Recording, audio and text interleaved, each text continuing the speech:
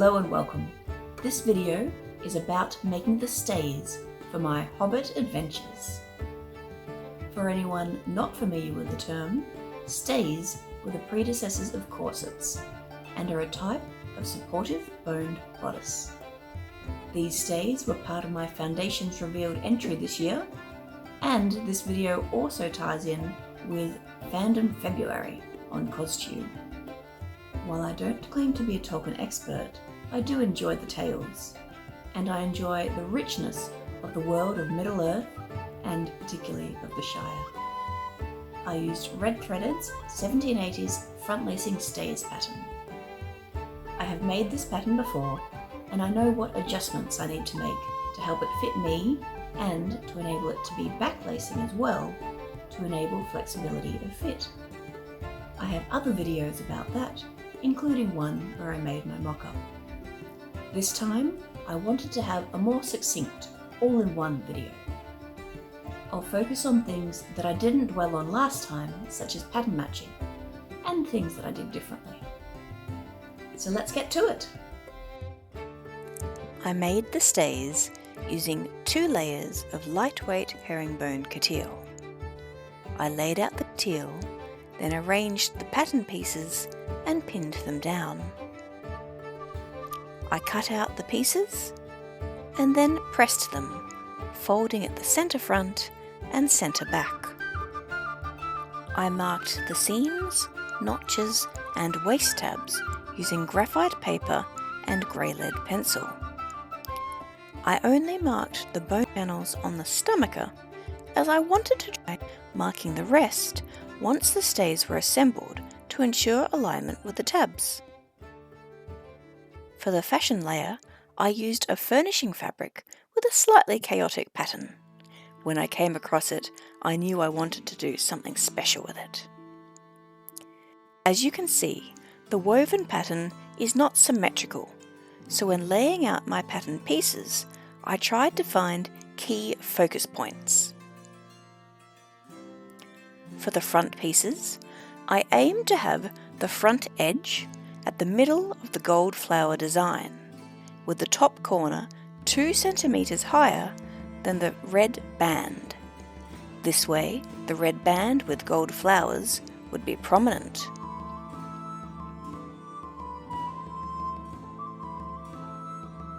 I also laid out the stomacher so that the band flows across the whole front. The 2 back pieces were placed to have golden purple flowers in the upper back. And eventually, I decided to also align a flower in each of the side panels too. I trimmed around each of the pieces, leaving a margin in case of fraying, as well as room for the facings, the centre front and centre back. Next, I needed to transfer the coutil from the right side, or front, of the fashion fabric to the wrong side, or back. I originally tried with white transfer paper, but that just didn't take. Then, I tried thread marking. Once I had sewn all the way around, I removed the pins, turned the piece over, and was able to pin it into place.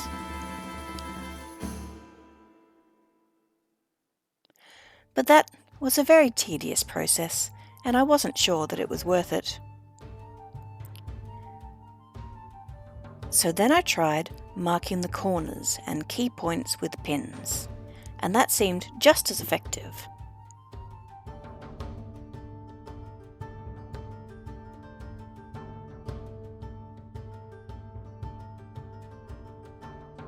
And once they were all done, it looked like this.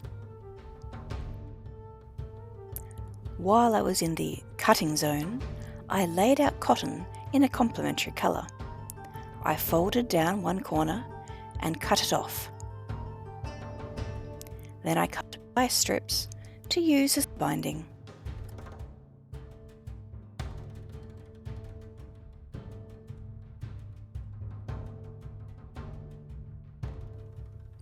I gave the fashion fabric a heavy steam and was relieved that there was no apparent shrinkage. I then proceeded with flatlining and stay-stitching. I used 2.5mm stitches for the flatlining and 1.5mm stitches for stay-stitching the tabs.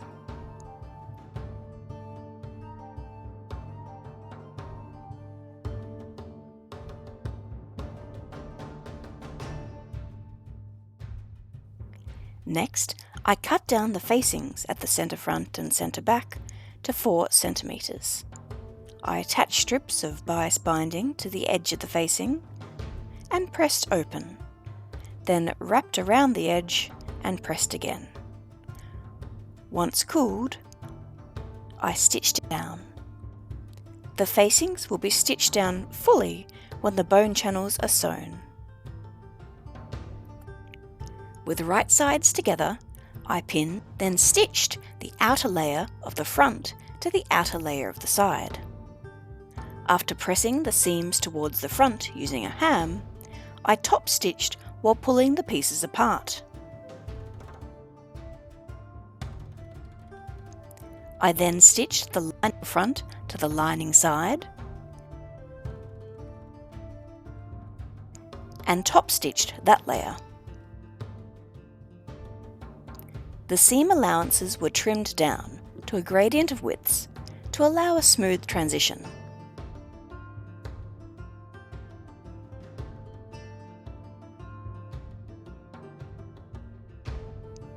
After pressing each section over the ham, I pinned along the seam.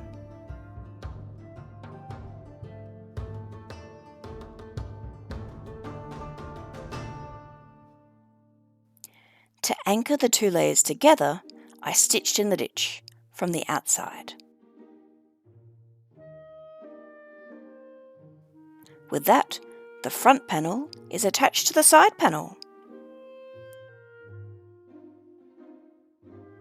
The outside of the side back seam is done as just seen for the outside of the front side seam. Then, the lining layer is folded over, ready to stitch down, which is done by stitching in the ditch. Next, I made the boning channels for the steel bones that go either side of the grommets at the centre front and centre back. Firstly, I stitched very near the edge. Then, the first boning channel 10mm over from that. Then the grommet channel 12mm over. Then the final bone channel, another 10mm over. When all 4 are done, it looks like this.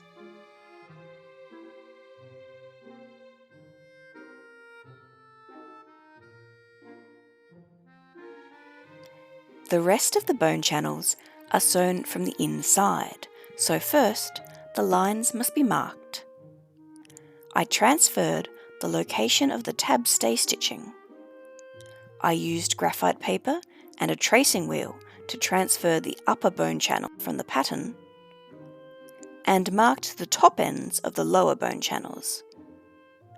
I then used a ruler to align the 10mm bone channels with the bottom of the tabs. Then I stitched what I had marked. I always start and end a line of stitching at the edge. This way, I don't have any unsightly knots in the middle of my stays.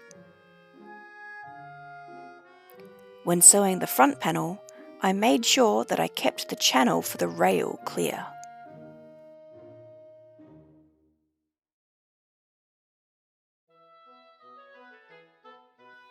I did the front and back panels first, to develop some structure, as the panels were a bit more intimidating. So I went slowly, first stitching the 2 full-length bones at the side front seam, which helped it lay more smoothly. Then I transferred the location of the tabs and stitched the final bone channels.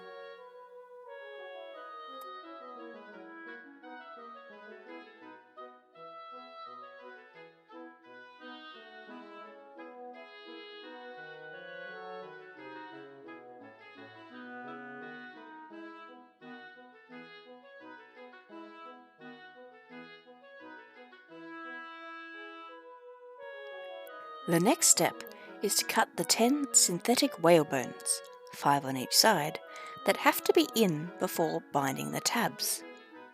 The bones are trimmed to 1 centimetre less than the bone channels and shaped to be nice and smooth, then inserted.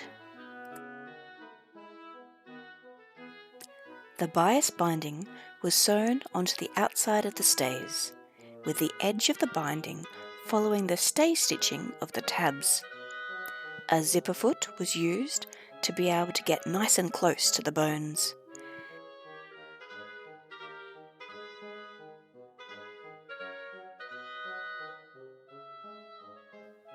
It was slow and fiddly work, but I got there eventually.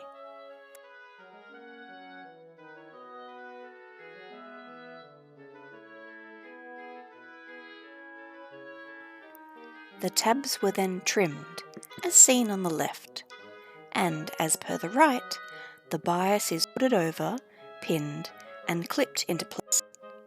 This time I didn't use the iron, I just manipulated it into shape with my hands and then secured it.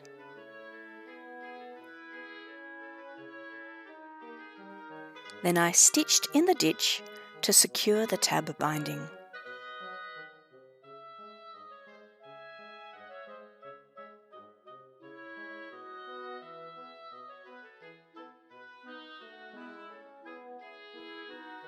Once complete, the outside was nice and neat.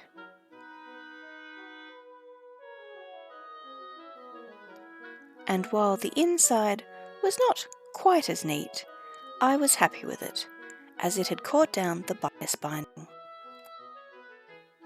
I traced the upper line from my Arcadian Shepherdess Stays. Then I trimmed the excess fabric from the top.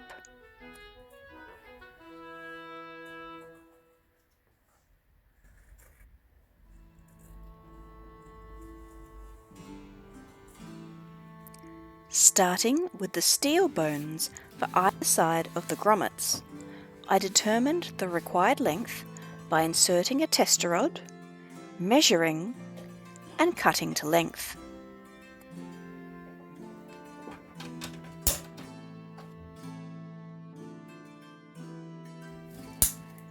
The corners were clipped, end caps were put on,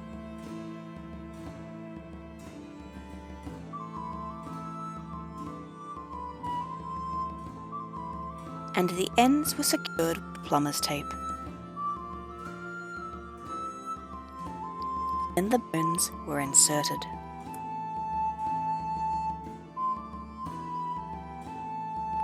The rest of the bone channels were filled with synthetic whalebone.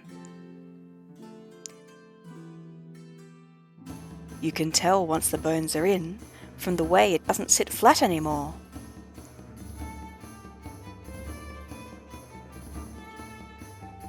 Bias binding for the upper edge of the stays was attached in the same way as that for the tabs, but it was much easier with the gentle curves of the upper edge rather than the up down that I had earlier with the tabs.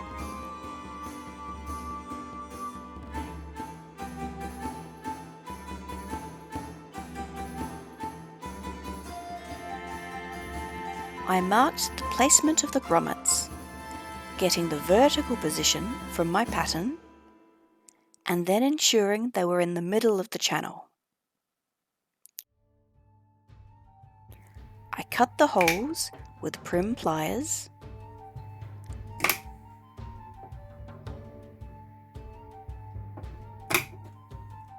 I enlarged the hole with an awl,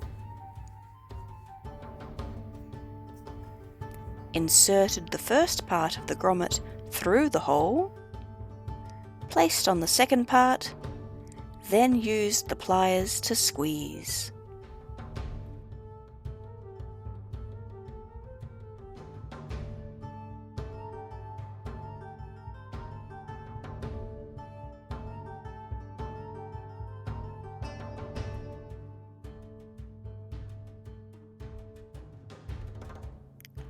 Then it was time to make the straps. binding them with bias binding, just like the rest. They were attached by stitching in the ditch along the bias binding seam. I put in the ribbon for the lacing, and with that, the main piece of the stays was done.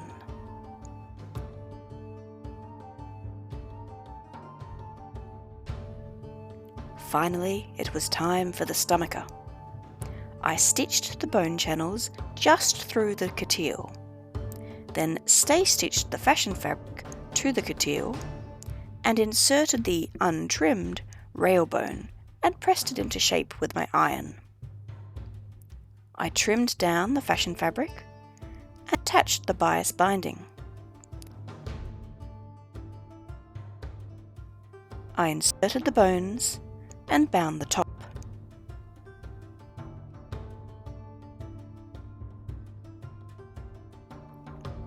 With that, the stays were complete.